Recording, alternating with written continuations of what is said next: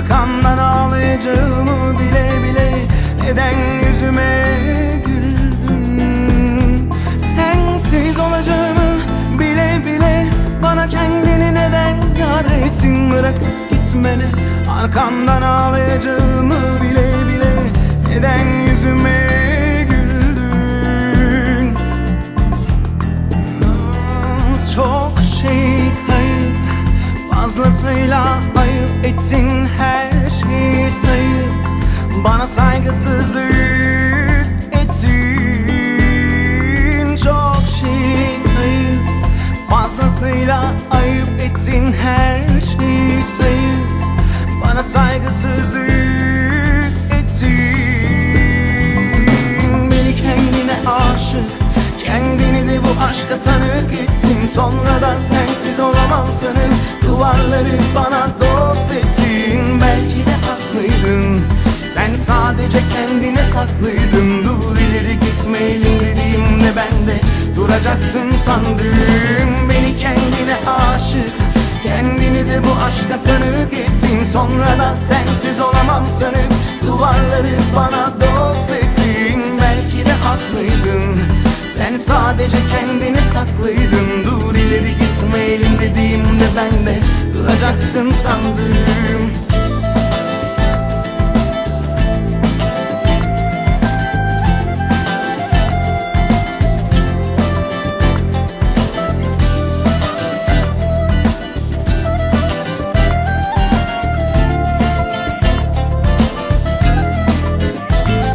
Çok şey kayıp, fazlasıyla ayıp ettin, her şeyi sayıp bana saygısızlık ettin.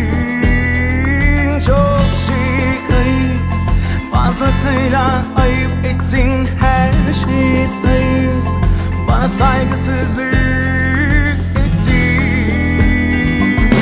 Beni kendine aşık, kendini de bu aşka tanık ettin. Sonradan sensiz olamam sanıp duvarları bana dost ettin. Belki de haklıydın, sen sadece kendine saklıydın. Dur ileri gitmeyelim dediğimde ben de duracaksın sandım.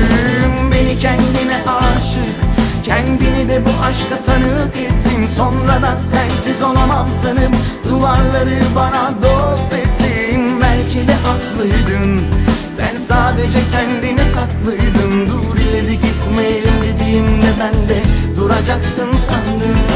Beni kendine aşık, kendini de bu aşka tanık ettin. Sonradan sensiz olamam sanıp duvarları bana dost ettin. Belki de haklıydın, sen sadece kendine saklıydın. Dur ileri gitmeyelim dediğimde ben de duracaksın sandım. Beni kendine aşık, kendini de bu aşka tanık ettin. Sonradan sensiz olamam sanıp duvarları bana dost ettin. Belki de haklıydın, sen sadece kendine saklıydın. Dur ileri gitmeyelim dediğimde ben de duracaksın sandım.